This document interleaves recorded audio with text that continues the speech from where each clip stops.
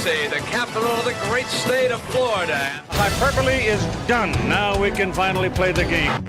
There's no law against scalping tickets in this part of the country, and premium prices have been paid. It is the third Saturday in October, and the show is on one more time in Knoxville, Tennessee. All right, here we go. 56-yarder. It's got, no, does not have the leg. And Chris Davis takes it in the back of the end zone. He'll run it out to the 10, 15, 20, 25, 30, 35, 40, 45, 50, 45. There goes Davis. Oh, my God. Davis is going to run it all the way back. Auburn's going to win the football game. Auburn's going to win the football game. They're still in deep trouble in midfield. They tackle him. The ball is still loose as they get it to Rogers. They give it back now to the 30. They're down to the 20. Oh, the band is out on the field. He's going to go into the end zone. He's going to go into the end zone. But the bands are out on the field. There were flags all over the place. The most amazing, sensational, dramatic, heartrending, exciting, thrilling finish in the history of college football. California. In trouble in the backfield, wants to throw now, and he's going to go deep. And I mean deep, and I mean touchdown, Florida! Tyree Cleveland in a miracle finish. A Hail Mary that's full of grace for the Gators. It's a 31-30 game, and what does Nebraska do? I have not seen the kicker come on the field, and I don't think he's coming on the field. Tom Osborne made this decision a long time ago. He's decided to go for two and take his shot at winning. I commend him for it. This is for the national championship for Nebraska. Incomplete. Here come the Seminoles of Florida State. One of the great traditions in college football. And Chief Osceola ready to get it started. College football. A matchup from the state of Florida. Moody flush, throws it down. Caught by Boston College. I don't believe it. Buck back third down on the 8. In trouble. Got a block behind him. Gonna throw on a run. Complete to the 25. To the 30. Lindsey's got 35, 40. Lindsey's got 45, 50, 45, 40. Run, Lindsey. 25, 20, 50, 10, 5. Lindsey stop. Lindsey stop. Lindsey stop.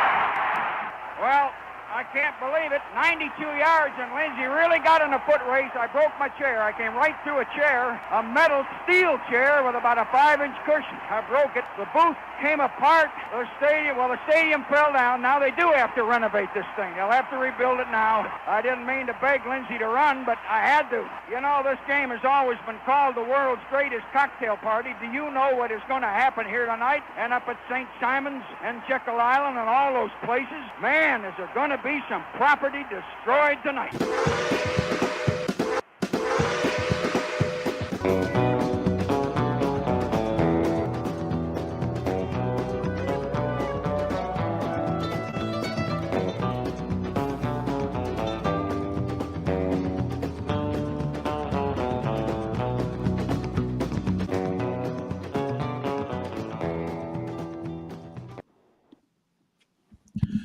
Good morning. Super Bowl Sunday. How the hell is everybody? Steven, Doug, Bobby, how are y'all doing? Doing well, doing good. Doing great myself. Yeah, I am great. I am ready for another Super Bowl. We got a rematch of the one a couple of years ago. Man, it's going to be a good game tomorrow. Yep. And I'm still at the same point I was a couple of years ago. Where it's like I'm picking the lesser of two evils. Yep. People keep asking me who I'm pulling for. I wouldn't say I'm pulling for them, but I cannot pull for Philadelphia. Can't do being in their division in baseball. They are too big of a rival for me to pull for anything Philadelphia related. That doesn't mean I have anything against the Eagles players or no, it's the fans. It's the fans. I'm not going to sit and sugarcoat it. It's the fans. They're the most obnoxious, low rent fans in all of sports. And I used to think there were others that were worse, but I was terribly wrong on that. But that's who are y'all pulling for? I mean, I'm kind of curious. Steven, what about you? I mean, I as a Marlins fan, I know it's not the Braves, but I share that same disdain for the Phillies and that's just Philadelphia in general. So I mean, I wouldn't say I'm pulling for the Chiefs, but I'm not. I can't root for Philly. And I mean, for you, it should be an easy thing to root for the Chiefs. You're a Braves fan, you're a Seminoles fan. The Chiefs have the same chant. They have the same. Yeah, first of all, they do it wrong. That's number one. It's muscle memory. Like, you're used to it. Yeah, first of all, they don't do it right. Okay, let's put that out. And there's a big difference between the Seminole chant and the Braves chant, because the Seminole chant usually has the band involved and it's a little more vibrant. The Braves is more of just like a constant. Kansas City just never seemed like they knew when the hell they're supposed to use it. So I don't know. And you're right. I probably should be a Chiefs fan because of that, but that's not why I became a Braves fan or a Florida State fan. They just happened to share that because Dion went to play for the Braves. For people who aren't familiar with what happened, when Dion went to play for the Braves, the Florida State Booster Club went up and went to support Dion, and in the outfield they started doing the chant, and it kind of caught on like wildfire. So I know there's a lot of Braves fans that don't know that, or some of them are in denial. And they're like, no, we started. Nobody. I was in the stadium at a Florida State Miami game when I didn't know what the hell it was, and that was in the mid 80s. The Braves didn't start doing it until the very late 80s, early 90s. So I remember going, what are they doing? Because right before that, the year before, and for years, Florida State was doing the woo, woo, woo, woo, that thing, whatever the hell you want to call that. I always called it the woo woo. And I'll never forget, I'm sitting as a kid with my dad going, what are they? Well, first of all, whatever we're doing, they're not doing it anymore. And he's like, I don't know what the hell they're doing. It was the first game that we had been to that year. It was about midway through the season. As Steven knows, being a Miami fan, it's always like, around October. So they'd been doing it all year. I still am not 100% sure where it came from. There's a lot of rumors how it evolved at Florida State, evolved the year before, but I wasn't there, so I don't know. But yeah, Doug, who are you pulling for? I can't imagine who. Pretty obvious. That's pretty obvious to everyone. I don't care what I can leave it to a Raiders fan to be a damn Eagles fan. Their fan bases seem like they're just separated at birth. You just way underestimate the hatred I have for that football team. I don't care who it is that plays them. I'll be that fan for that day. I'm just praying for somebody to beat these damn Kansas City Chiefs. Year after year after year. I can't stand it. Are they your most hated rival, or is that the Chargers or the Broncos? What is it? The Chiefs? Chiefs, especially. I mean, my hatred for just put it this way: my hatred for Kansas City is probably 10 times worse than Steven's for Notre Dame or Ohio State. Just put it that way. Well, I don't think Steven hates Notre Dame or Ohio State. He's a Miami fan. What the hell does he got to? Hey, well, last time we were on, he was talking about his hatred. I like him, but I think I guarantee if Florida State's playing Notre Dame for the national title, he's going to have Irish junk all hanging all off his neck. Probably. I mean, I'm just saying. All I'm saying is my hatred for Kansas City is so pathological. If the Chiefs were playing the Chargers or the Chiefs were playing the Broncos for the right to go to the Super Bowl, who are you pulling for in that situation?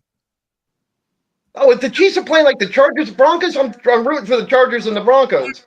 Okay. That's how much I hate Kansas City.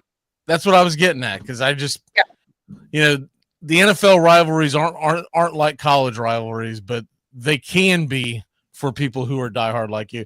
Bobby, who are you pulling for? I'm pulling for the Chiefs. I can't stand Eagles fans. And you know what? We've already seen Chiefs win the last two Super Bowls, so we're kind of numb to it at this point, them winning. I just don't want to see Eagles fans be happy and then celebrate a Super Bowl. I don't think they deserve it. And I'm torn on it too, because I like Patrick Mahomes, but I don't necessarily if I want to see him dethrone Brady as the GOAT as quickly as he can do it. That's the only thing. I want to see Brady's GOATness breathe a little before you go, I don't know, man. Freaking Mahomes has 8 and 7 of them were in a row. I don't know how so that's my only drawback on that. I'm like, I don't know about this. What makes it difficult for me though is I do like quite a few players in the Eagles. I love AJ Brown, Devontae Smith. I love a lot of guys in that Eagles secondary, but I don't want to see their fans get to celebrate a Super Bowl. And we've already seen the Chiefs win the last 2, so what does another one hurt, Well, the way I look at it, if you like the players, but you don't like the team, that's where the player props come involved. You can root for the player props, because I do really like Saquon Barkley. Yes. Like, there's nothing about him that I don't like. I like watching him run. I think he has said all the right things, even though there was definitely some tension between him and the Giants, and not realistically warranted on either side. The Giants fans are ticked off that he went to the Eagles and thought that was a slap in the face. But the same token, this was the team that he was going to have the best chance to not only get his money, but also succeed and go get a ring, or, if nothing else, he knew he had a much better chance of being in the playoffs in Philly than he did in several other cities. Yeah, and playing behind that offensive line is a dream for any running back. Mainly because the Giants are in their division. That's 2 easy W's every week. I mean, hell, in 16 games, he almost broke Dickerson's single season record. Yeah. Yeah, he wasn't doing that anywhere else. No, it's a credit to them continuing to build through that offensive line. That's why Philly dominates. Like, everyone gets hung up on all the other little things. Philly is a dominant football team these last few years. I know they had a down year last year, but I just look at that as the outlier. It's because their offensive line has been dominant, even with the retirement of Kelsey. Their offensive line has been dominant, and they've done a great job of drafting and building that defensive line. So they've controlled the line of scrimmage, and you're normally going to get good things when that happens. Good to see you, John, and Quack in the chat. Anyone else in the chat?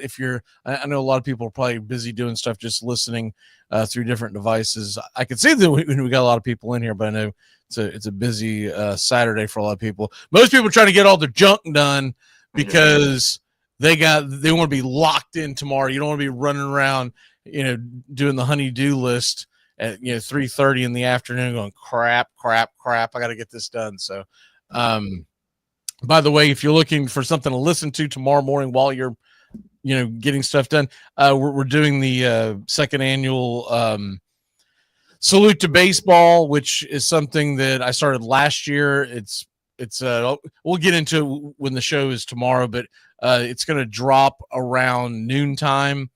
But basically, you can go back and listen to the first one. The first one I did last year was all on the history of radio baseball. This one we're doing because Super Bowl 59 reasons why baseball is the best. It is dedicated to a guy who for decades did the same type of thing. His was a little different, but it was a radio show in New York. He loved baseball so much that when around, I think it was 1970 when he first started doing it. So shortly after the Super Bowl caught fire, he was kind of pissed off that people were not talking as much about baseball as they were football on Super Bowl Sunday, which, get over it. But he basically did this on a radio station every Sunday called A Salute to Baseball. And his is different because he was able to play music. I can't play music because they'll bang the hell out of us because of, copyrights and all that stuff. So instead, last year we did the history of the radio and we played some radio clips of the play-by-plays. This year, it's going to be 59 reasons why it's the best. And I plan on doing this until the day I drop because I thought it was a great idea by the guy. Here's a shocker. Dude in the 1970s radio business. Why does he not do it anymore? No, he's still with us. He got Me Too'd. It ended up being false, but we all know what happened in that whole craziness about a decade ago when the Me Too movement really took. He was one of the ones that got Me Too'd, and by the time he got un-Me Too'd, he just said, "You know what? I want to stay retired." So, and his actually, and this predates sports talk radio too. By the way, sports talk radio really didn't take off until the mid to late 80s, and it really didn't become a thing at all until the late 70s. So he predates sports talk radio by about 10 years. This was a music station where he just decided to play, all the classics. He would play center field and all that kind of stuff. When he would come in and out of his breaks, he would just kind of talk about how excited he was for baseball. But I did see I couldn't find it. Someone sent it to me online, but I couldn't find it to download and put up on the screen correctly because the file was corrupt. But there's a great thing that was shared this week. You know how they'll show you the map of the United States, and it'll say this is who everybody's pulling for. Well, this one had the little red dot for Kansas City, the little green dot for Philadelphia, and then everything else was grayed out. And it's so it said, these people were pulling for Kansas City, these people were pulling for Philly, and the rest of it said they're pulling for baseball season to begin. I know that's right. All right. I'm done off my diatribe. Let's go ahead and get into it. So what we're doing today, y'all, we're going to do the point spreads and all that kind of stuff at the very end of the show as we're doing our 6-pack of picks. The first thing that we're going to get into are all the goofy player props. And y'all, if I am missing some, by all means, because 19 articles and they'll only share like 10 or 12 of them. If you see some goofy player props, fire them out. I just want to get everyone's opinion on the ones that I did find, that I did jot down, because this to me is why Super Bowl Sunday is the best. Even if you put like $1 on some of these, they're just fun to root along. I usually have about 100 of these damn things going by kickoff. I always bet on the last year I didn't do it because I was scorned, but every year, and I'll do it again, the length of the national anthem, that's where it all starts with me, and then the coin toss and all that kind of crap. All right, so I think I might have, did I take all the, yeah, I did. I took all the clips out because I didn't think we were going to have to use them. You know what? We'll just do cool games.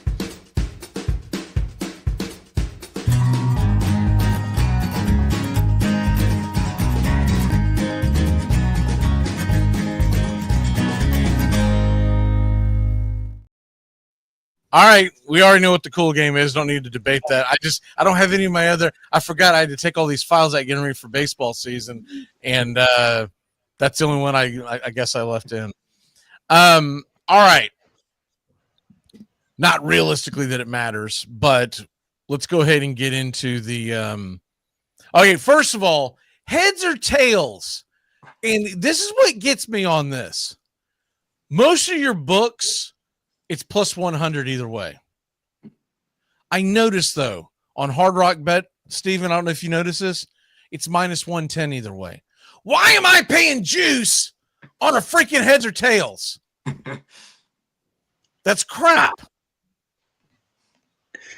I don't know if you've ever been to the Hard Rock casinos in Florida, but the way my dad describes it is the moment you walk in the door, you can just feel the vacuum trying to suck every penny out of your pocket. And that's just the sportsbook equivalent of it. I've never been to that one. I've been to other casinos.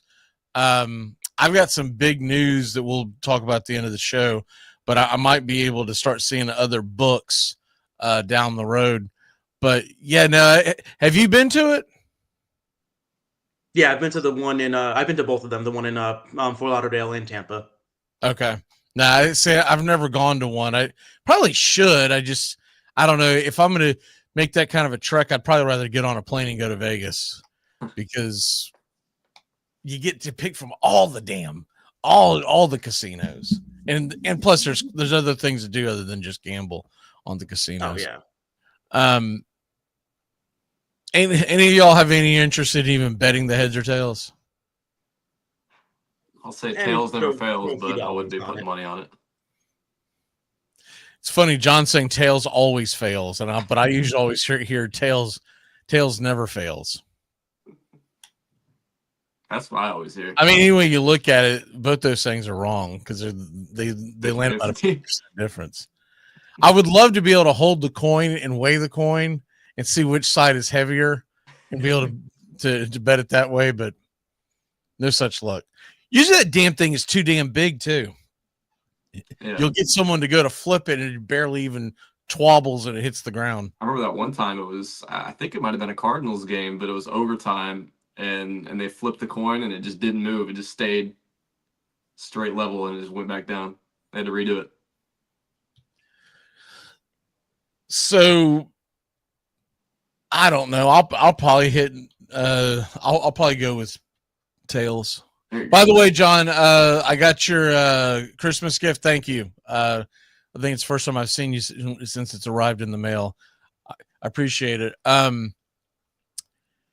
So the Super Bowl national anthem. is, see, this year, where are we at?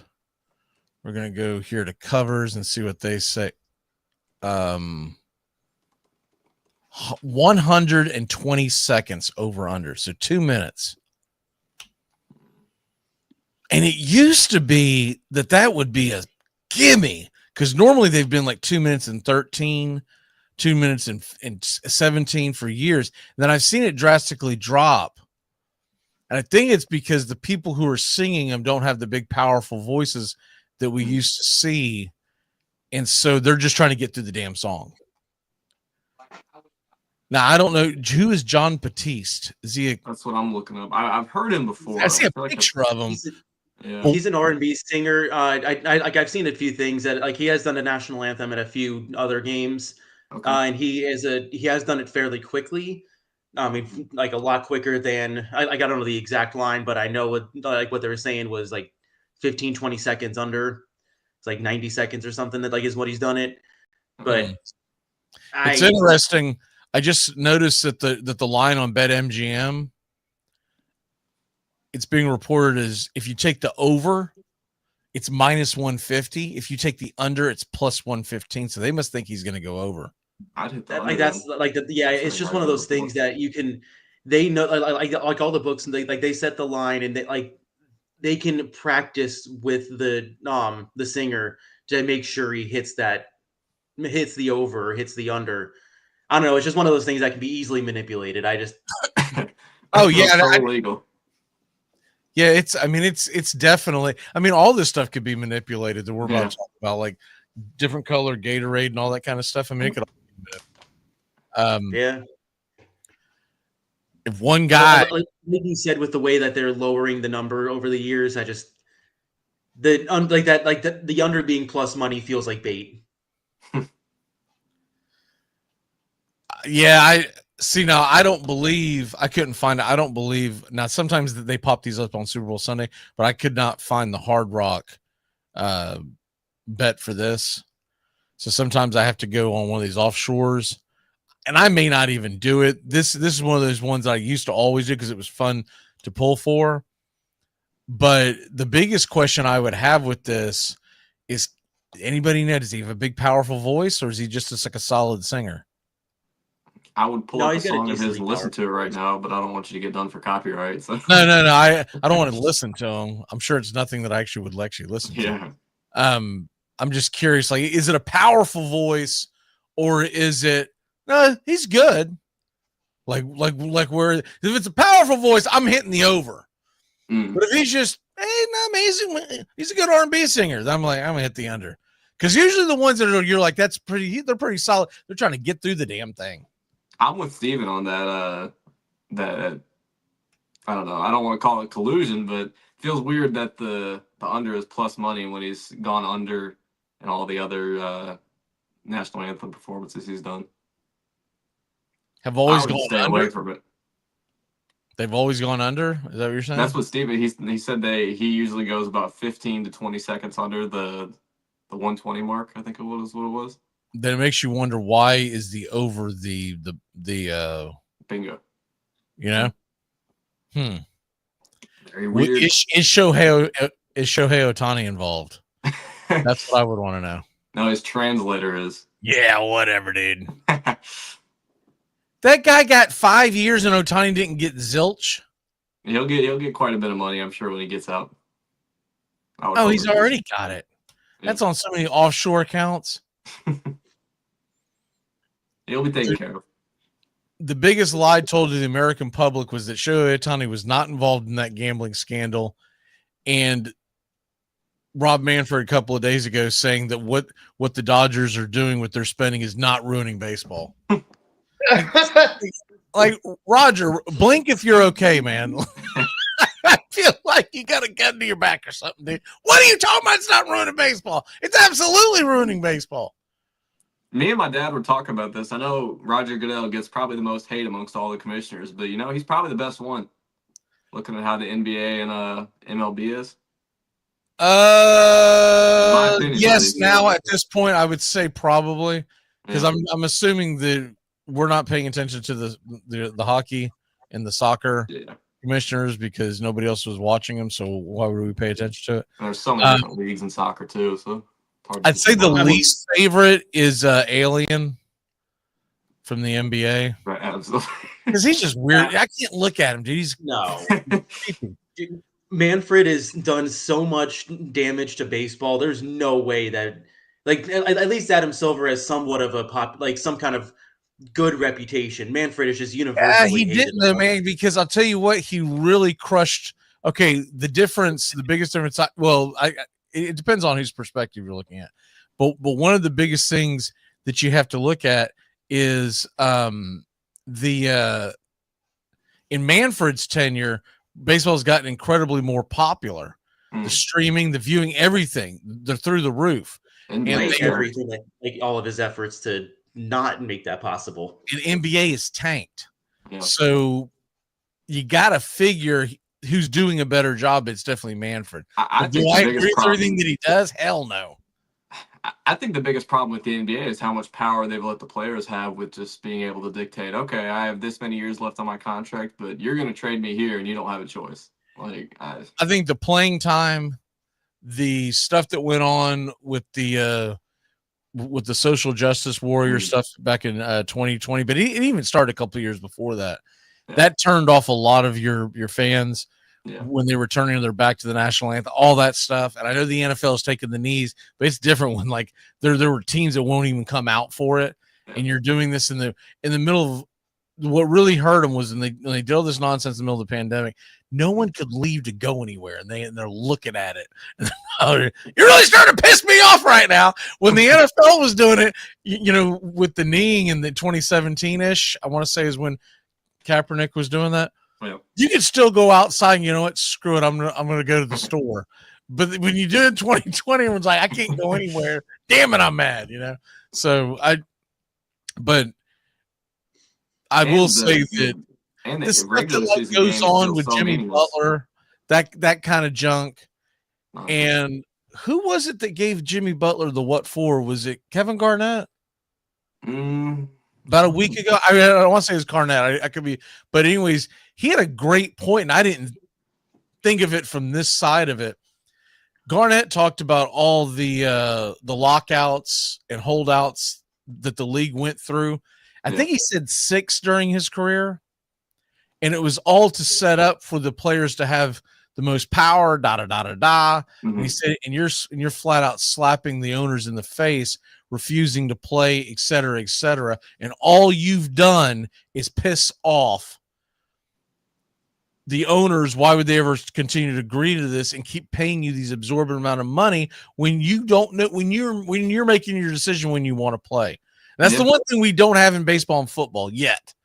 We haven't really seen a guy sit there and throw a temper tantrum and say, I'm not going to play. I'm not going to do this, And you have to trade me to this specific team. Right. Yeah. I think before you ever see it in MLB or NFL, you're going to see it in college sports. Yeah. I think because you already start to see some of it. I still love the guys. Heavy NIL regulations, or else it's going to be heading down that path.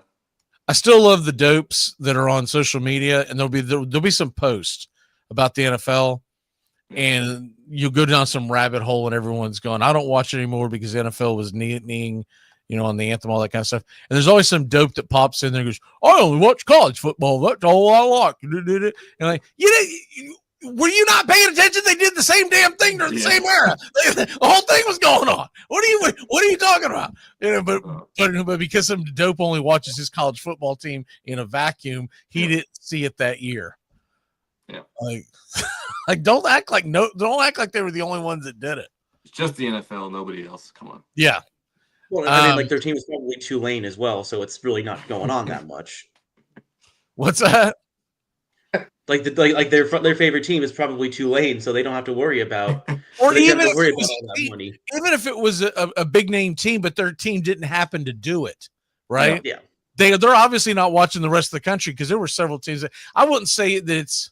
I guess it's different because the percentage of college football teams, you're talking about 130 teams in Division I compared to 32 in the NFL. So if they see 7 or 8 teams in the NFL, it seems like it's everywhere. Whereas 15 to 20 in college football seems like less, right? But anyways, I always laugh at that because it's the same thing that they give that same diatribe about I want college over professional sports because they do it for the love of the game. My ass. They are playing for money. They've always been playing for money. They're just now legally telling you that they're playing for money. I guarantee you there's still guys wearing Alabama jerseys that are getting more money than what the NIL is telling you. I guarantee it. I'm making $200,000. Yeah, that's cute. What did you really make? What kind of McDonald's bag of cash ended up on the front seat of your car this afternoon? Get out of here. They just now have they'll give you enough now to where when you're buying a Maserati, no one blinks an eye. Well, you're getting NIL. Dude, it says here 25,000. How the hell did you get that? No, it's all above board. Shut up. Move on. All right, so that was our breakdown of the heads or tails in the national anthem. I knew that's where this show was going to go. All right, real props. I want to get y'all's take on this. First of all, I found this one entering. So the first drive for Philadelphia and the first drive for Kansas City, so it's not one or the other, right? You can bet either way. The first drive for Philadelphia to get a field goal is plus 350. A punt would be plus 130. A touchdown is plus 200, it looks like. And a turnover is plus 600. Whereas Kansas City, their field goal is plus 325, so better chance of Philly getting a field goal than Kansas City on their first drive. The punt is plus 140. The touchdown is plus 190. I find it interesting that today's football, they figure you have a better chance of scoring a touchdown on the opening drive than you do kicking a field goal. Yeah. And then for a turnover to happen, plus 650. Where would you be laying your money, either team? Doug, we'll start with you. I put my money on the field goal. Either one of them. Because I don't think there's going to be a lot of scoring in this game anyway. I don't think it's going to be a high-scoring game. Yeah, I thought that the first time, and it ended up being 38-35. I fall for that one again. But no, I definitely put my money on opening drive field goal for both teams, though. Bobby, what about you? I'll go punt both teams. I'll go punt. Yeah. Steven? Yeah, I'm gonna go punt both teams. I don't think they're gonna be showing much off those first scripted drives. It's gonna be kind of just keep it close to the vest, run the ball, just get a feel for the game and go from there. Yeah. RM Cover says he likes Philly winning the first half and Kansas City the second. John says with first drive for either team to punt. Man, I'll tell you what, I'd be willing to put the same amount of money on both teams. And these aren't the types of props that I put like, this is like pizza money at the most, at the very most. Might just be $10. For either team to score a touchdown, because if they both do it, you're in the hay. If one of them does it, you're at least going to get your money back. I wouldn't mind doing that with field goals though, because you're getting close to plus 300 odds or something like that. I know, 350 and plus 390. I mean, if either team hits a field goal, you're looking good. And I agree with that. But my biggest concern is, and by the way, it's just field goal attempt. By the way, they don't have to hit it. Just has to be a field goal. Gotcha. Biggest thing with me is that they had 2 weeks to design their first drive. And no matter how good these defenses are, and they are very good defenses, you've got the upper hand because you have designed. And if everything starts clicking, both teams should probably score a touchdown within about the first 6 plays because they've designed stuff. Now, I get the whole lean on the punt because all it takes is one stupid thing to happen, a holding penalty, whatever.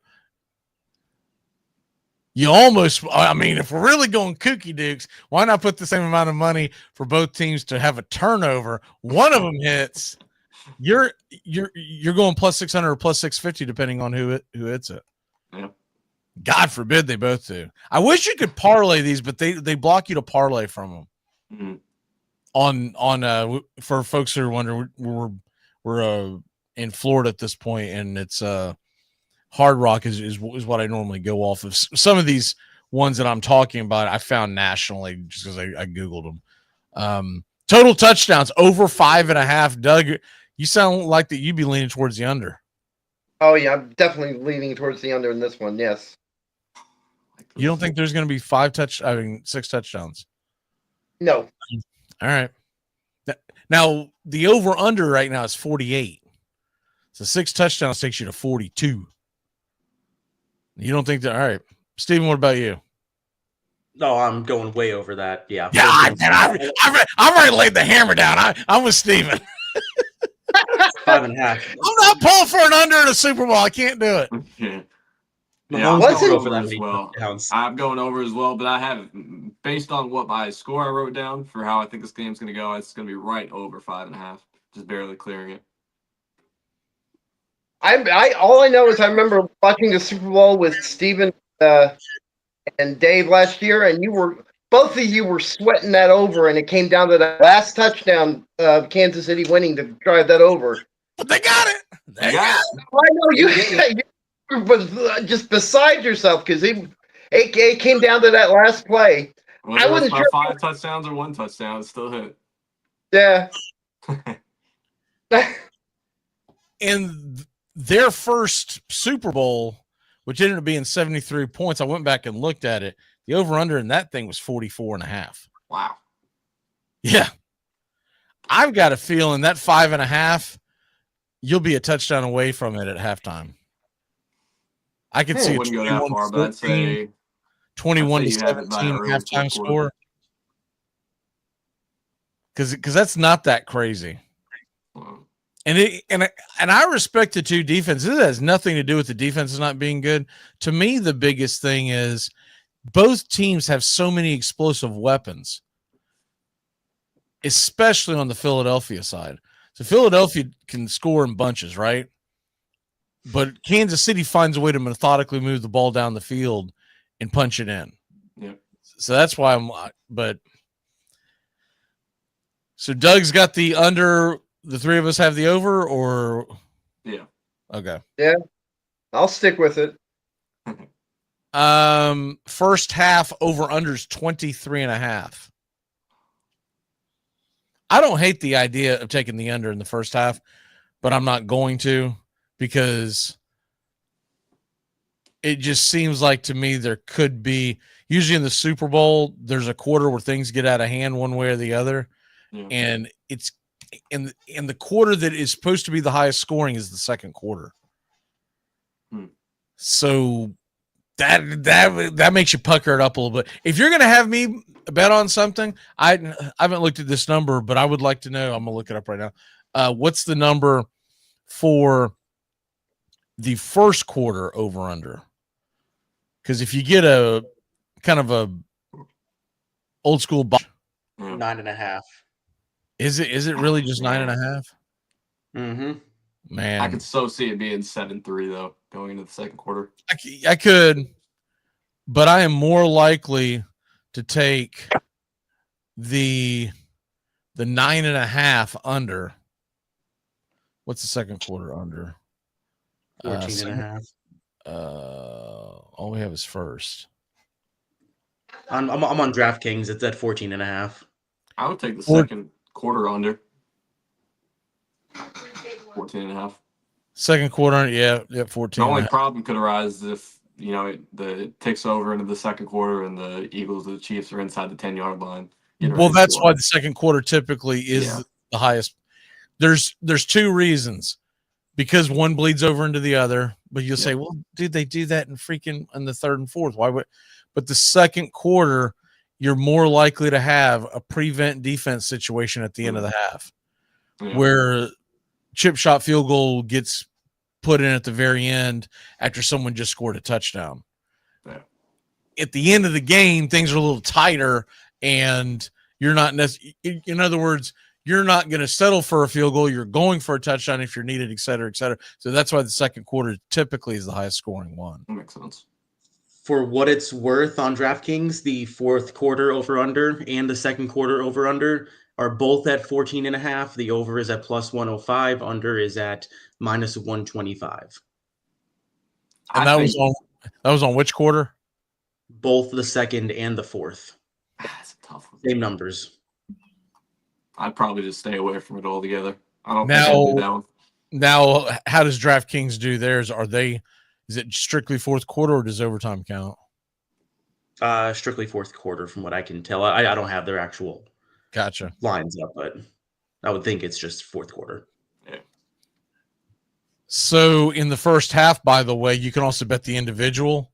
It's 12.5 Kansas City and Philadelphia. Over under.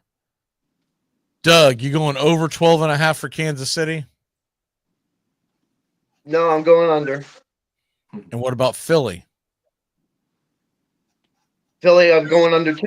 Like I said, I just see this game as being more of a defensive struggle. One gets to 13 by halftime. Oh, okay. I mean, if that's the case, then you definitely take the under in the half because there's no way to get there, right? I mean, I guess there is technically if you end up with a 13-11 or 13-12, but what the hell are the chances of that?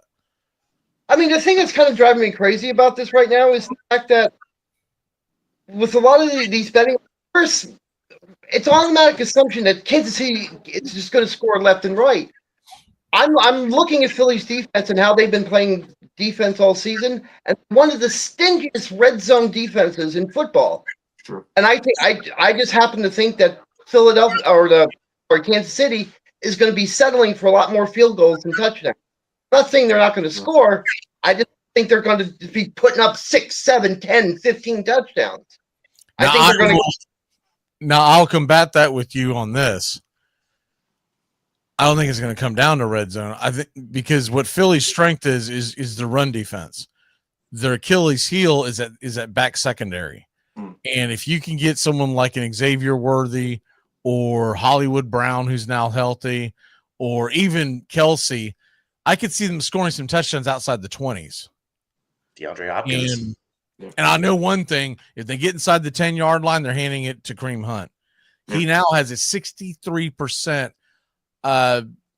higher share of carries inside the red zone than his counterpart, Pacheco. Now, with that being said, Pacheco's number is pretty low, and we'll get into player props here in a second. But that one, to me, Pacheco's only at 22.5.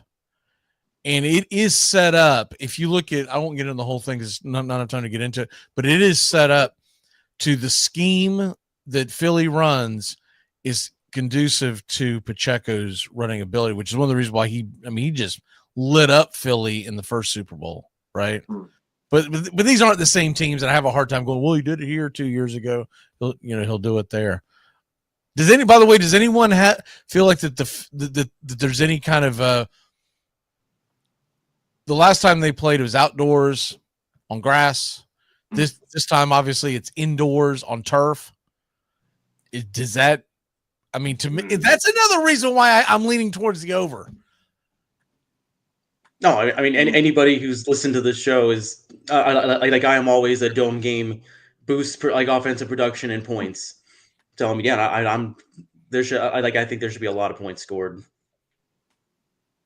I think it helps. It helps more than anything. Now, to Doug's point, sacks over under 5.5. Bobby, shoot. I'm gonna go under. Steven? I'm gonna go over, and that's gonna be more on the Kansas City side. Hurts hasn't been the same since he got that knee injury in the first round. Doug, excuse me. Same as Steven going, over. Definitely over, but I think it'll be on I think the Eagles, if they can put that pressure on Mahomes, might have a bad day that way. I just know Mahomes, he's so good against the blitz. He's so good at avoiding against the blitz. Yeah. Oh, I'm sorry. I was just going to say, I'll tell you another reason he's a good against the blitz and all this other stuff. I was watching last game. You can't touch him. If you so much as breathe into his ear hole, they're going to give you a roughing the passer call. So, a little salty from the Raider fan here. But But I'm just saying, I was watching the championship game against Buffalo, and got to the point Buffalo was afraid to touch him. Hey, you know what? You know what?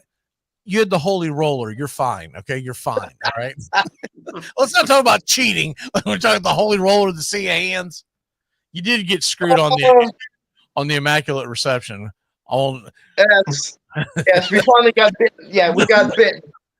Franco Harris took that to his grave. No way in hell that ball didn't touch the ground. So did the referee. Well, yeah. Here's an odd one to me, literally. The final score to be odd or even. I thought it'd be pretty much a split. The even is the favorite at -115. The odd is +135. Okay, let's see. And I've seen it go up and down. So this was 3 days ago. So it's gone up and down.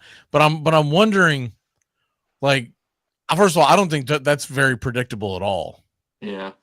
But because I mean, I'm pretty much going to wait till kickoff. I know I'll have something on that, and I'm probably going to pick whichever one's the bigger market.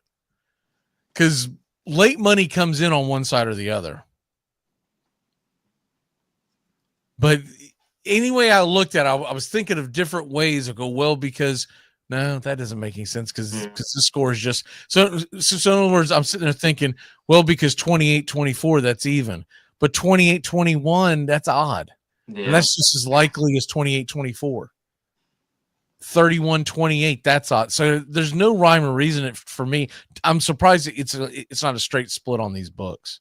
I guess the only thing that could throw a wrench in it is 2-point conversions and safeties even potentially, which that really wouldn't help either side much out though, because an odd plus an even is still an odd, and an even plus an even is still an even. So I don't know. And an odd plus an odd is an even. Yeah. Yeah. It's kind of it's not something you can really break down. I just found it curious. I thought they would be a split. I thought it'd be like the coin toss. There's probably some mathematical way where it's more likely that one is to happen than the other, but I don't know. For me, whenever I try and rationalize it, I'm thinking like, okay, if this happens, if a field goal and a touchdown happens, well, that's even. Then if another field goal happens, I don't know. It just seems too 50. See, and the problem is the fact that the scores aren't predictive as they used to be because teams are constantly going for it on for 2-point conversions when they shouldn't be. Like you'll just see them roll. Oh, it was in the book. Yeah, but what? It was like middle of the second quarter. What the hell are you doing? And 9 times out of 10, it always backfires on the team that goes for 2. Doesn't seem to backfire on what I call the Steeler theory. Back in the day when they had Ben Roethlisberger, they would go for 2 a lot on the first touchdown, especially if they were the first to score. You would see it happen all the time. They want to get up 8-0 because they wanted you to start chasing. But outside of that, like there's like not a lot. Now MVP, Super Bowl MVP. My favorite one. First of all, who are y'all thinking Super Bowl MVP? I'm going with Mahomes. Yeah, Mahomes too. I think the Chiefs win, and I think they spread the ball around too much for it to go to one pass catcher or one running back. So I think they'll just give it to Mahomes. There could be a weird situation where, like, I don't know, some like George Karlaftis gets like 4 sacks and a forced fumble or something, but I don't know. I'm going. Or you could have a situation like Dallas, or not Dallas, but Kelsey has a huge day that can't ignore him as the MVP. He's the one who cares, especially how I perceive the game going, how Kansas City's offense is going to have to win this game. So you could have a situation where Kelsey should be. Anyway. So it's funny. Mahomes is +105. Everybody else is much higher. See, if I was going to pick from the Eagle side, I'd go Saquon Barkley. Absolutely. He's +240. Yeah, if you're confident in Eagles, that's not where I'm going. Because if the Eagles do beat Kansas City, 35 to 1 odds. AJ Brown. Yep. Because I could see a situation where Hurts only throws for about 200 yards, but AJ Brown has over 100 of that. Yep, AJ Brown is my for the Eagles. He's my pick, but you mentioned it. Travis Kelce is my pick for the Chiefs. I mean, there's rumors about him retiring after this season. You almost think that after Kelce retiring, after his brother retiring after the last Super Bowl, he's gonna they're gonna want to get him the ball. Taylor Swift's there. If Chiefs win, it's gonna be a Travis Kelce game. He's at plus 1,500. It feels like it should be a lot higher odds. Plus 1,500 is really good. It should be at least plus 750, plus 800. If you're gonna bet Mahomes as Super Bowl MVP, I think he'll win Super Bowl MVP. But the Chiefs money line isn't too far away from that number that you're getting Mahomes Super Bowl MVP at. So I would just bet Chiefs money line if you're wanting to go Mahomes Super Bowl MVP. That'd be my call at least. So plus 125 or something for Mahomes MVP. I think he said plus 105, so it's not crazy good odds or anything, which is fair because he's probably going to win it. But there is a chance that the Chiefs win and Kelce gets it or someone. Yeah. They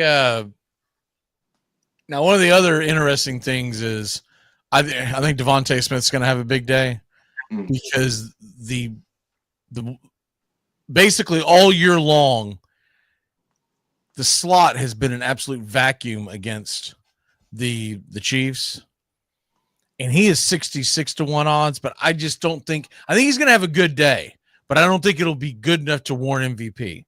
Now, I could be wrong on that. Maybe if he hits 3 long plays, and I think it's more likely AJ Brown is their target towards the end zone.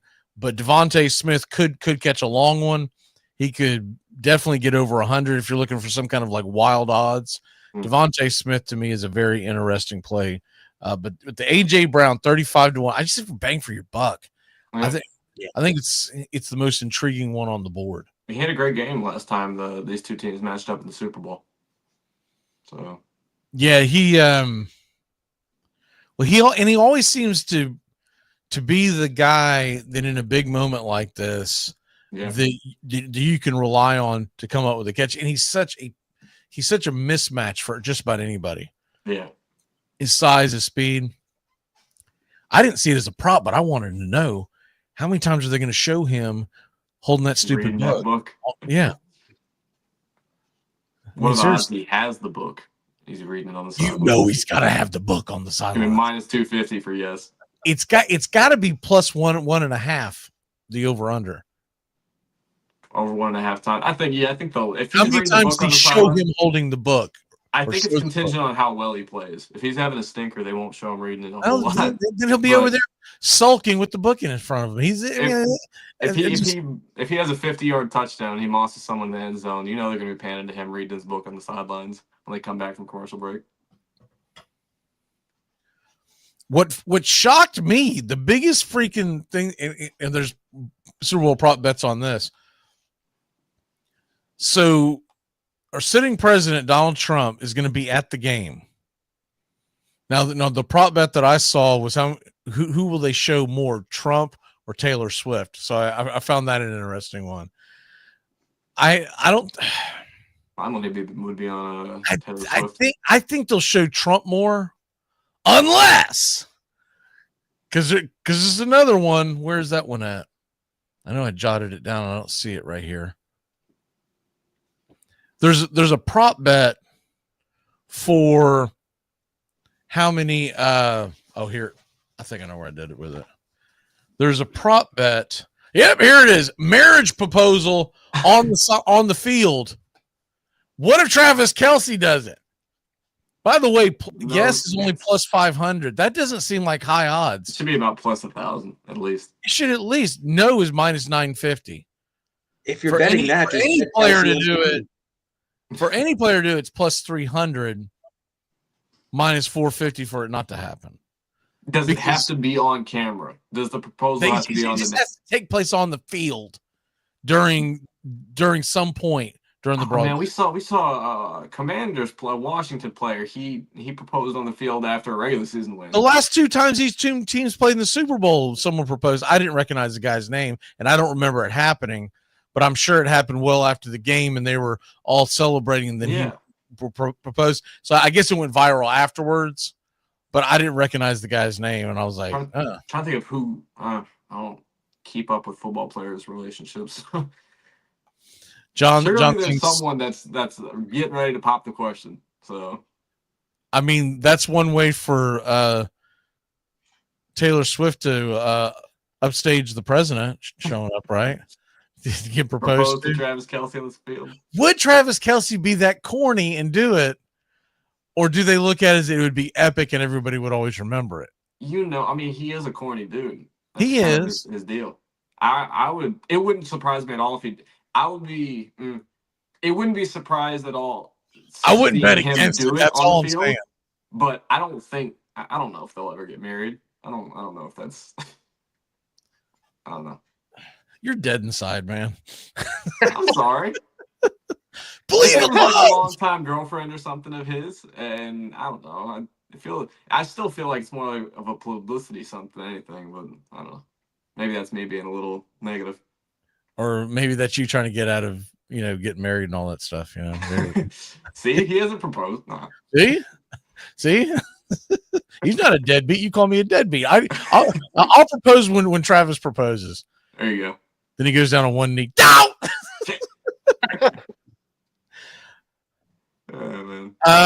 Bitcoin to go up or down during the game, minus 135 up, down plus 105. They'll have an ad, surely, right?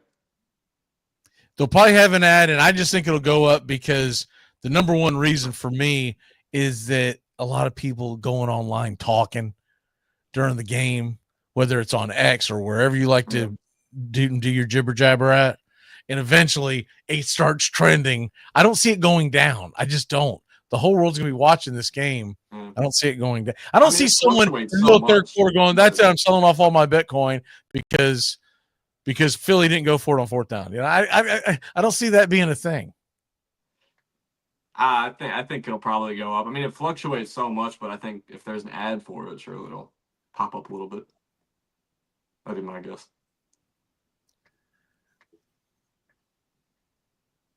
It's a hilarious prop, though.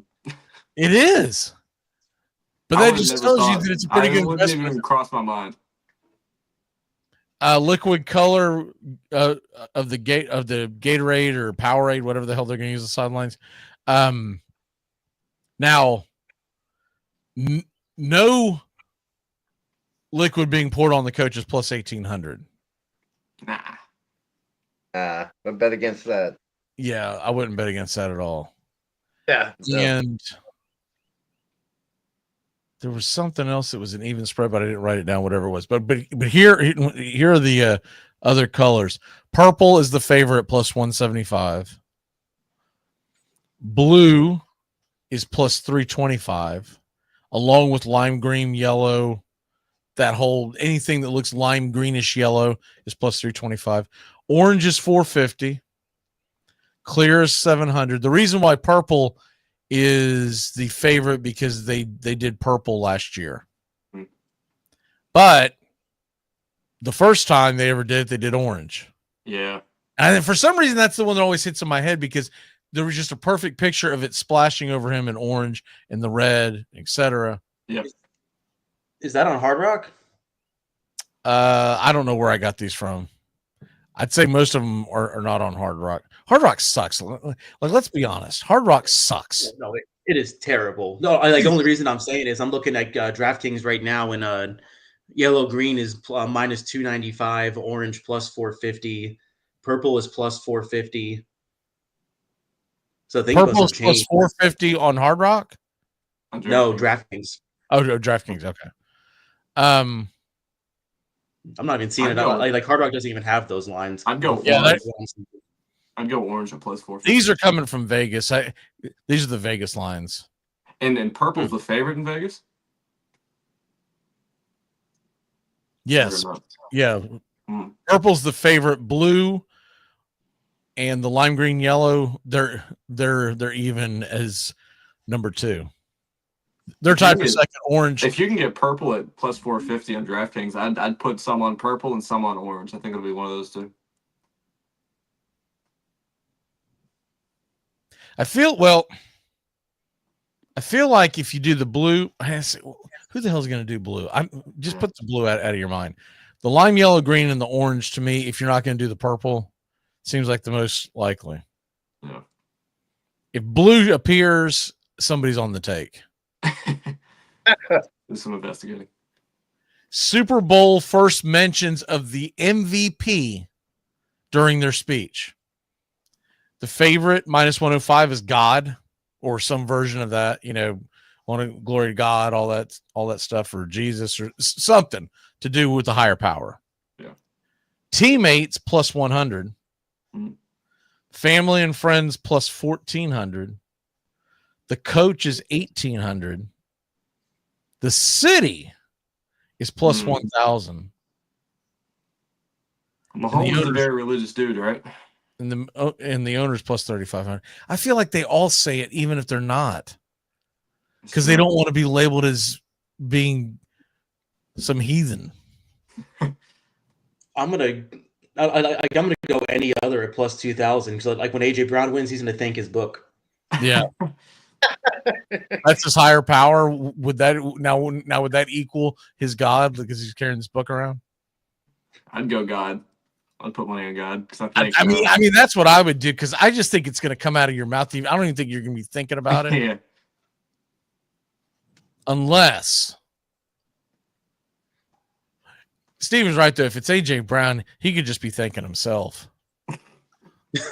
Is that his God? I would like to thank me for putting on my shoes today and blessing y'all with my appearance. I feel like Jalen Hurts, Patrick Mahomes are definitely going God first. Yeah. I feel like Saquon Barkley may just think the city. Saquon. There you go. The city of either Philadelphia or the city of New York for letting him go to Philadelphia. That could or be the team, his teammates for being competent for once. By the way, the owner is plus like 3,500. I don't think there's any way in hell anyone's going to go, I don't like to thank the owner. First TV ad. Is it going to be GoDaddy or Booking.com? They're both minus 115. After the game is started, so it was the first commercial break. Is it GoDaddy or Booking.com? Those are the only two options? That's all they gave. Well, I don't know why. It's going to be something else then. I do not bet. You finally found a bet that I don't have any opinion on. I'm just I don't want people to blame me for losing money, so I'm not saying anything. I'm going to say Booking.com because I can't get their jingle and their slogan out of my head after saying it. Booking. Yeah. I mean, I'm GoDaddy. I don't even remember. Although the one I want to see, have you seen this? What Carl's Jr. is doing? Mm-hmm. They're finally bringing back old sexy gal. Oh yes, I did see that. Yeah. Yep. They're calling it the Hangover Cheeseburger. All right. Agree with John though. Like I would think the first commercial would be a betting app. That's what I would have thought too, but those are the only two options, so they must know it's one or the other.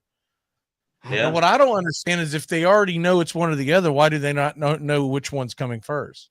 Wouldn't one of them have paid more? You're asking the wrong questions. Just that's above your pay grade. But dude, this show don't bring any money in. Everything's above my pay grade on this one. Let's see, what is this? But here we go. All right. Now let's get into one more thing that I've jotted down, and then we'll get into our player props. Quarterback reception plus 1,600. No, negative 6,600. So it's not really worth betting against it.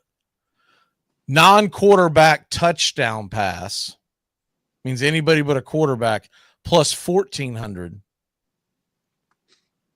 no minus 4,000, or an offensive lineman to score a touchdown plus 2,800. Bam! That's where I'm going right there.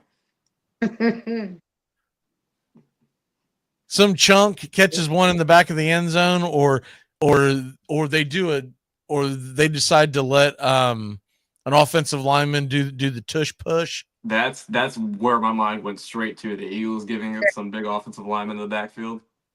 But they could also give it to a defensive lineman. They could trot like Jalen Carter out there. Who knows? But I could see them drawing something up where they give a big guy a touchdown.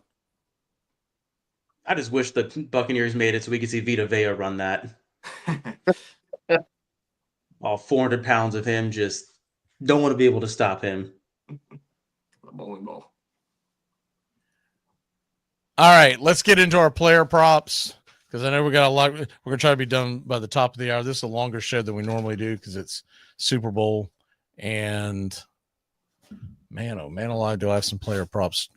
All right, we're going to kind of go around. And I'm setting up the generator for. There are some folks that are tuning in for the generator. So we did our Super Bowl squares, and a lot of folks can't be in the same room when we pull the numbers this year. So what we're doing is I've got a number generator you'll see on the screen, and the first one we'll do is Kansas City, and it'll give you the 0 through 9 in whatever order it gives you to, and then the second one we'll be Philadelphia. But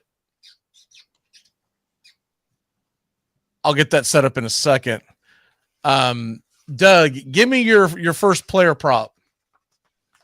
Well, first player prop is take Travis Kelce at least 6 receptions for 59 yards and a half yards.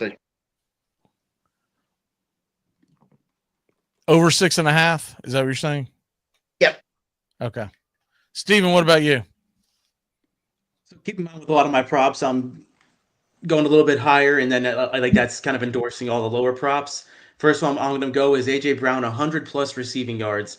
That's currently sitting at around plus 250, plus 255, depending on the book you're looking at.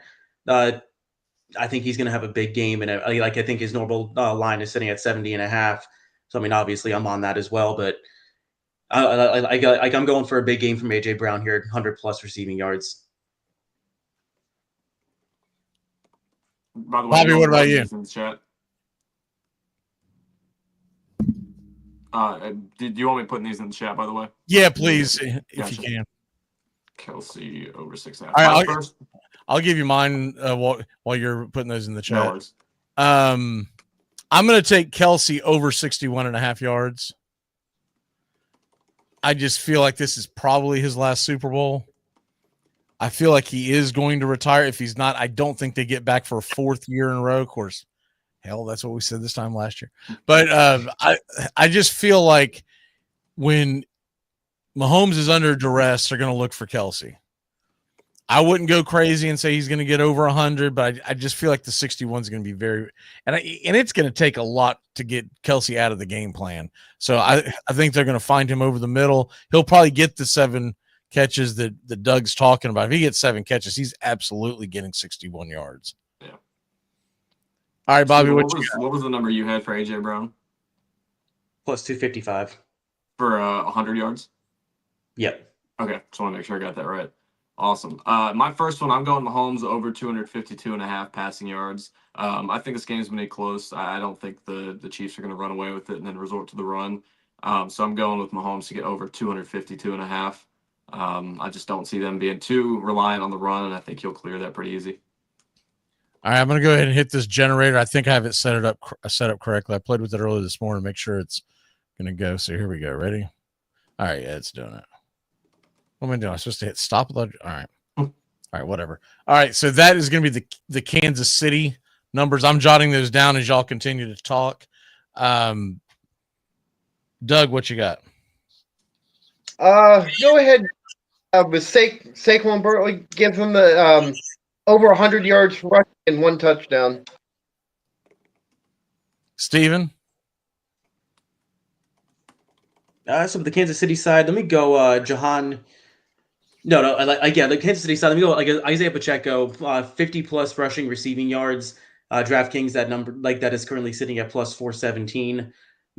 He was getting a lot of work last week before he had that early fumble, and I know it looks like Kareem Hunt's backfield, but don't forget he had that broken fibula, and he was still getting healthy. He's had 2 weeks since that the conference championship game.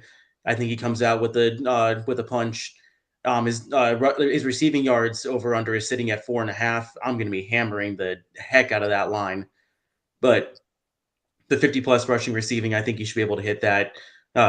Be a nice little dump off option out of the backfield for Mahomes. All right, Bobby, what you got? My next one, I'm going with DeAndre Hopkins over 11.5 receiving yards at minus. Yes, man, I love that one. I absolutely love that one. I know he's been invisible during the playoffs pretty much, but I don't know. He just seems like a player that's going to show up in this big game. He's going to make a big catch. I don't know how many he's going to get. It might be right over at 12. He might just get one catch for 12 yards, but I know he's at least getting an 11.5. He's got you, right? His over-under, by the way, is 1.5 on catches. But I like the 12 with you because I can see that one. Yeah, I could see being 3rd and 10, and they throw one down the sidelines for him to try to grab. He gets a 16-yard catch. You're like, boom, easy. My next one, so I won't touch that one. Xavier Worthy under 54.5 yards receiving. Under 54 yards receiving. He has not been much as a focal point since Hollywood Brown has come back. The Eagles defense, he really doesn't have a very good matchup against them. And I just think there's going to be so many other outlets. Now, the one thing that scares you about Xavier Worthy when you take the under with him is one catch that dude can bust that off the jump, right?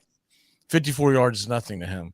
But I'm going to go with Xavier Worthy under 54.5. I don't think he gets there unless it's like one really long catch, which, that could happen on the first play of the game, but I just don't think it's going to get there. I'm going to go ahead and generate one more of these for the Philadelphia side, just so y'all see it on the screen, and stop. And there you go. All right. Who's next? Bobby? I am. Oh, no. I'm sorry. Doug, go ahead. Going what I said earlier, I think that Kansas City is going to be denied a few more touchdowns to people. Go ahead and give me Buckner over 7.5. What was it? Harrison Buckner over 7.5. Okay. And that's kicking fantasy points, right? Or is that okay? Yeah, basically, I'm saying I think he's going to have he's probably going to at least have 3 field goals in the game. Is what I'm saying. That you're saying 4.5, 7.5. Oh, 7.5. Okay, I was like, there's no way it's that low. No, 7.5. So 3 for a field goal, 1 for an extra point. Exactly. Right. Gotcha. I like that. All right, and then to get that means that you got to have 2. You said it's 7.5. 7.5, yeah. So that means you're going to have 2 field goals, 2 extra points, or some other version. Exactly. Yeah.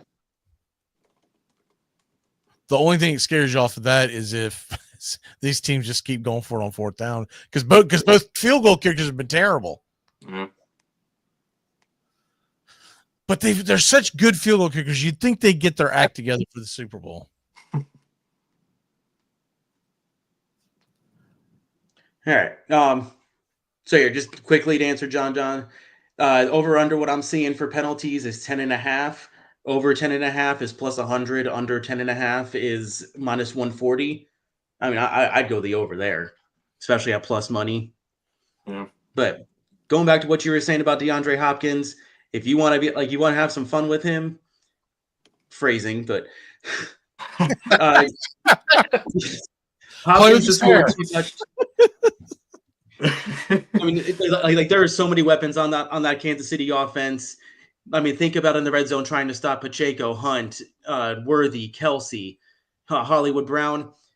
Hopkins has scored 2 touchdowns is plus 5,500.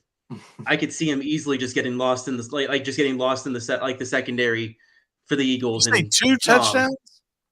2 touchdowns is plus 5,500. I feel like I'd rather throw my dart somewhere else. I mean, and then the 1 touchdown is plus 475, that means I'm also endorsing that as well. Hell, then what is his what's his odds to be the Super Bowl MVP? Because if he catches 2 touchdowns, he might be the Super Bowl MVP. Yeah.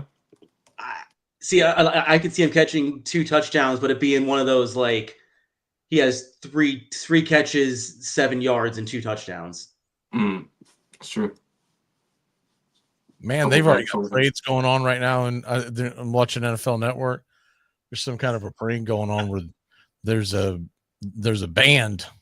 I'm assuming they're calling it St. Augustine, but I believe that's got to be a college band because they look a little older than high school age. But they're already kicking downtown. And just to answer your question, he's plus 15,000 for Super Bowl MVP. Give me Devontae Smith over 51.5 receiving yards. I just think it's a really good matchup for him. And he's another one that could get that on possibly 1 catch. Yeah. Mm-hmm. But you've got to figure, if you're Spags, you are shutting down A.J. Brown and you are shutting down Saquon Barkley. I've seen so many people mispronounce his first name, and now it's in my head. Some of these people, you see the videos on X and on TikTok, and they're just, and they'll have Eagles jerseys on. Do you know they're fans? How do you not know how to say the guy's name? One guy kept calling him Shaquanze Barkley. I was like, who's Shaquanze? I was like, Saquon. And so I'm laughing about it. And I'm at work the other day, and I'm about to say something to someone about, have y'all seen the video? And this idiot sitting, he starts mispronouncing. I forget how he did it, but he started mispronouncing Saquon Barkley. It's not a hard name to It's really not to pronounce. Not to mention you hear it all the time because the guy ends up being not too bad at this thing called football. It's unbelievable. Doug, what you got? I got Jalen Hurts over 30.5 yards rushing. Is it over 30.5?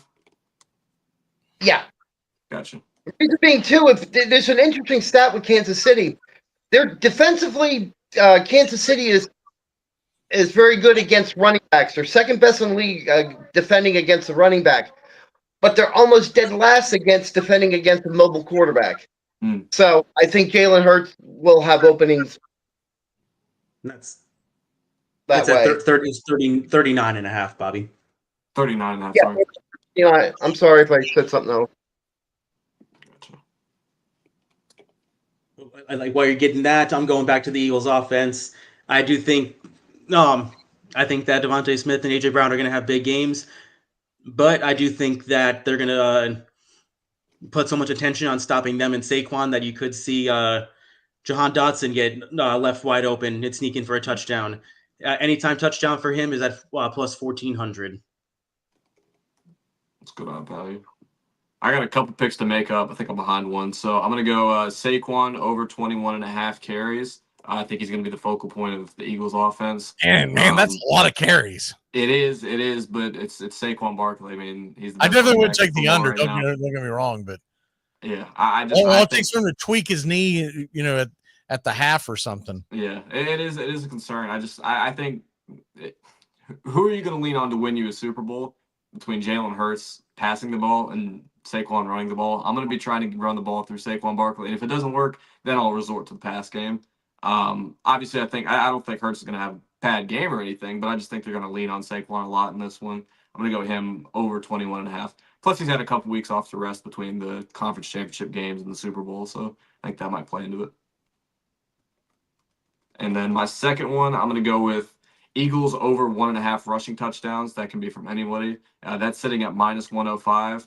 I was looking at Saquon as to score 2+ touchdowns. I think it was at +350, which I do like those odds a lot. But I think there's a good chance that they get down inside the red zone and they push it in with Jalen Hurts.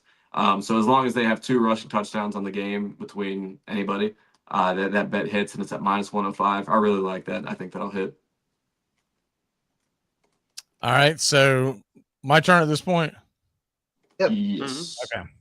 Man, I'll tell you what, Steven, are you saying that you're seeing it in 39.5 on DraftKings? Is that where you're at? Yes. Okay, I'm sorry. For Jalen Hurts.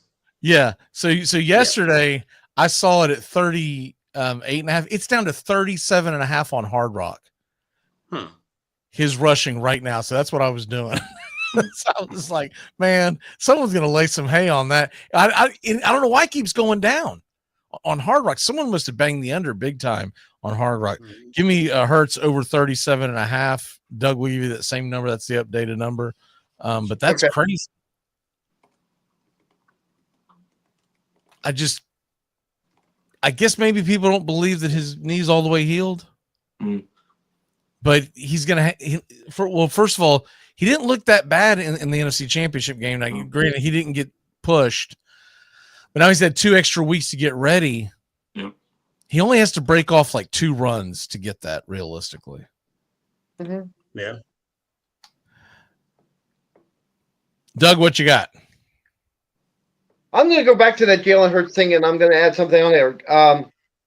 I've got Jalen Hurts and Saquon Barkley combining for more than 150 yards rushing. Because I know that's one that was on there. I just didn't see what the plus or minus was on it. Do you know if that was on Hard Rock as well? No, I think that was on. I want to say that one was on a real book. They cherry pick what they'll put on there. I'm like, dude, this is a Super Bowl. I remember getting incredibly frustrated with it last year, and I ended up going on Bovada on the offshore and had both of them going. I don't know if I'll do that this year, but because you get ticked off because you're like, man, I even want to lay $1 on something stupid. I just want to lay $1 on it, you know. I remember one thing that I always remember about the Super Bowl. What ends up happening if you lay all these bets, I always end up breaking even in the end. It'll be like I'll be up $5 or down $5 one way or the other. Yeah. Steven, I think you're next. All right, I'm going to go a little quick too for here. One last touchdown bet. One of the darlings of Kansas City has been Nico Remigio. He's the kick returner. If you believe that he's going to be taking a kickback, he is plus 2,800 to score a touchdown. I mean, he's come close already in the playoffs, and I think he's got that burst to be able to do it. One thing I'm really going to be putting a lot of money on is just for any team to attempt a 2-point conversion is sitting at plus 105. What? They don't even have to convert it; they just have to attempt a 2-point conversion. And Any it's sitting team? at plus 105. Wow. Either team plus 105 to attempt. What was the Remigio odds for that anytime touchdown? 2,800. 2,800. Gotcha. I bet that's not on Hard Rock. No, that's really good odds. I like that a lot. That's a really good. But did you know it's got to happen? Like those odds seem like something from like 20 years ago. And it's plus 105. Yeah, it's plus money. Huh. I think that was on Hard Rock. Yeah, that's on Hard Rock. Wow. Where at? The plus 105. The plus 105. Let's pause the show. You know what he's going to do. No, I mean, where did you find it at? Game specials or something? It's on the Super Bowl 59 specials tab. It's at the very bottom. So not in the actual game itself. So you go to the NFL and then it's on the Super Bowl 59 specials tab. I don't even see that. All I see is I'll have to look for it later. Because I go inside it. Are you going inside the game or is it on the main page? So I go to football. Oh, it's just on the main page. You're going. All right. I'll find it later. I don't, if you get a phone call later, it's because I need you to FaceTime me. My turn, I think.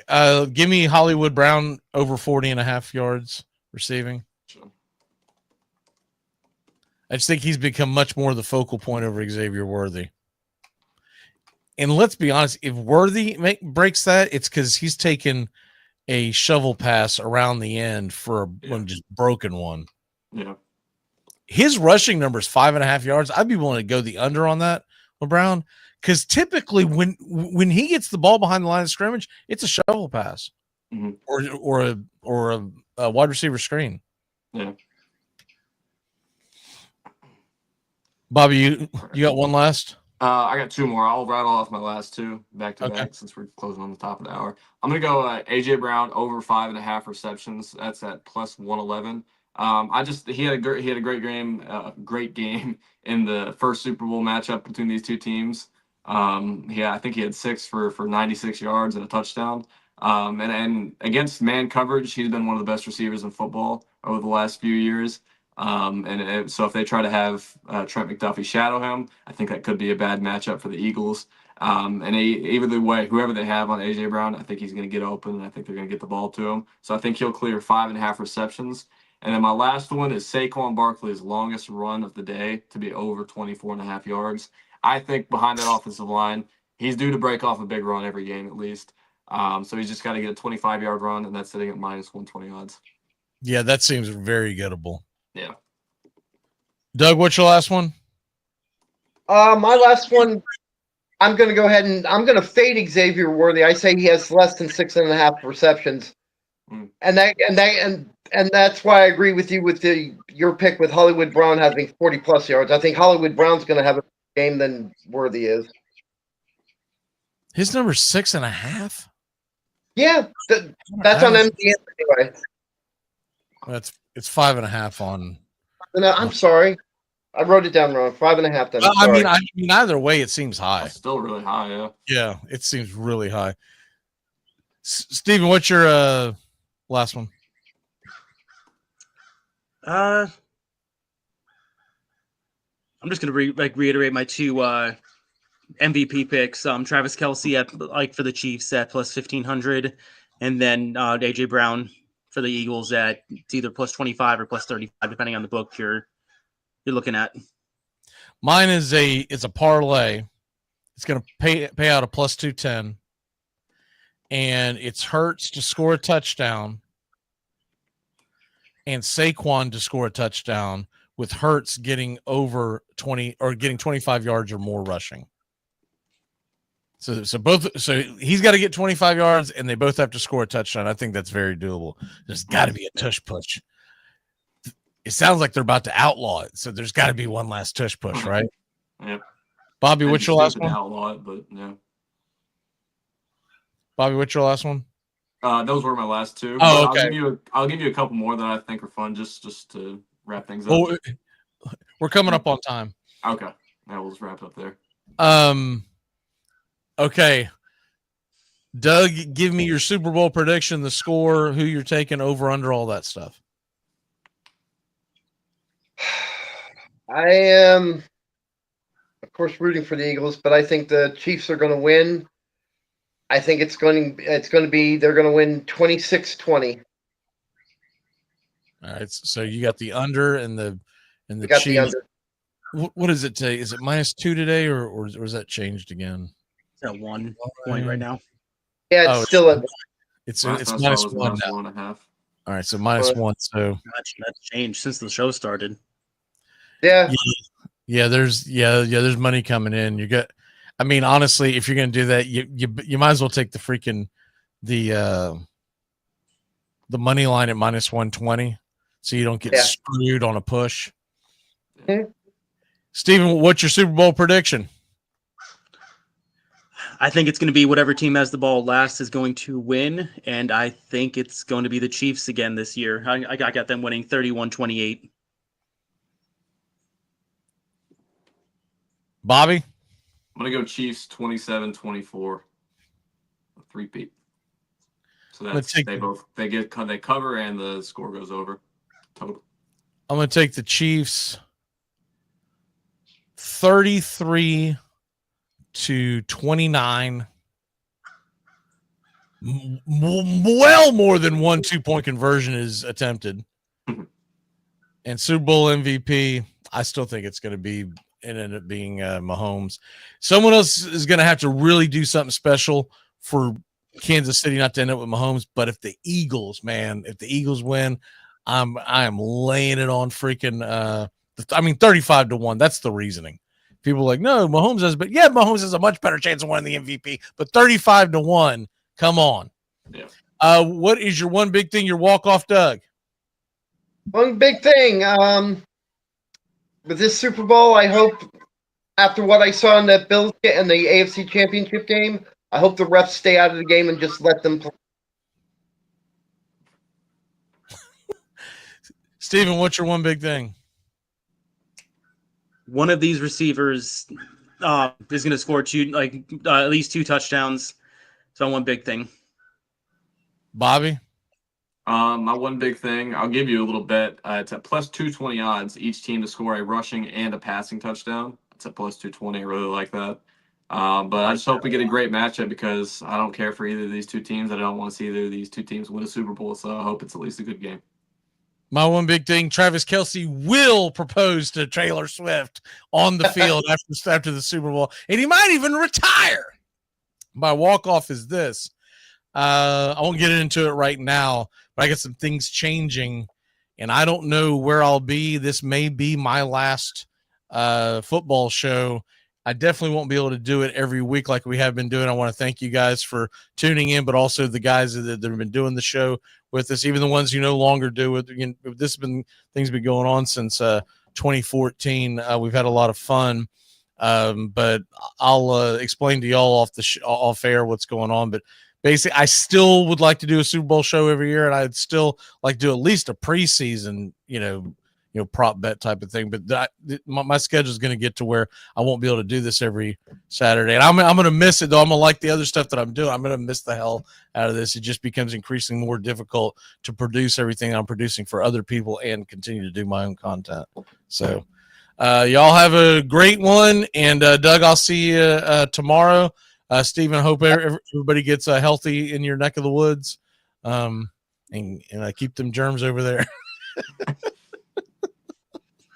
Have y'all seen that? Have y'all seen the black dog on Twitter that always has like the real funky looking face? I saw a video the other day, and I can't even do it justice, but the dog kind of has a look of like, what the hell? And in the background, all you hear is someone coughing like a son of a gun this time of year and claiming it's allergies. And the dog's like, oh, what? Wait, what? Y'all have a good one. Happy Super Bowl. It's the best day of the year, y'all. And then pitchers and catchers report next week. We'll have more content on that. And the Cardinals, by the way, are talking about trading somebody, but I'll have to believe that when I see it because they and the Cardinals. You know, we got into in the preseason, and they talked about the Cardinals making all these trades. They haven't done nothing. I know. And they're still gonna stink. Like, dude, just tank. We are live in Tallahassee, the capital of the great state of Florida. Hyperbole is done. Now we can finally play the game. There's no law against scalping tickets in this part of the country, and premium prices have been paid. It is the third Saturday in October, and the show is on one more time in Knoxville, Tennessee. All right, here we go. 56-yarder. Does not have the leg. And Chris Davis takes it in the back of the end zone. He'll run it out to the 10, 15, 20, 25, 30, 35, 40, 45, 50, 45. There goes Davis. Oh, my God. Davis is going to run it all the way back. Auburn's going to win the football game. Auburn's going to win the football game. They're still in deep trouble at midfield. They tackle him. The ball is still loose as they get it to Rogers. They give it back now to the 30. They're down to the 20. Oh, the band is out on the field. He's going to go into the end zone. He's going into the end zone. But the bands are out on the field. There were flags all over the place. The most amazing, sensational, dramatic, heartrending exciting, thrilling finish in the history of college football. California. In trouble in the backfield, wants to throw now, and he's going to go deep. And I mean deep, and I mean touchdown, Florida! Tyree Cleveland in a miracle finish. A Hail Mary that's full of grace for the Gators. It's a 31-30 game, and what does Nebraska do? I have not seen the kicker come on the field, and I don't think he's coming on the field. Tom Osborne made this decision a long time ago. He's decided to go for two and take his shot at winning. I commend him for it. This is for the national championship for Nebraska. Incomplete. Here come the Seminoles of Florida State. One of the great traditions in college football. And Chief Osceola ready to get it started. College football. A matchup from the state of Florida. Moody flush, throws it down. Caught by Boston College. I don't believe it. Buck back, third down on the 8. In trouble. Got a block behind him. Gonna throw and a run, complete to the 25, to the 30. Lindsey's got 35-40. Lindsey's got 45-50, 45-40. Run, Lindsey. 25-20, 50, 10, 5. Lindsey stop. Lindsey stop. Lindsey stop. Well, I can't believe it. 92 yards, and Lindsey really got in a foot race. I broke my chair. I came right through a chair, a metal steel chair with about a 5-inch cushion. I broke it. The booth came apart. The stadium fell down. Now they do have to renovate this thing. They'll have to rebuild it now. I didn't mean to beg Lindsey to run, but I had to. You know, this game has always been called the world's greatest cocktail party. Do you know what is going to happen here tonight and up at St. Simon's and Jekyll Island and all those places? Man, is there going to be some property destroyed tonight.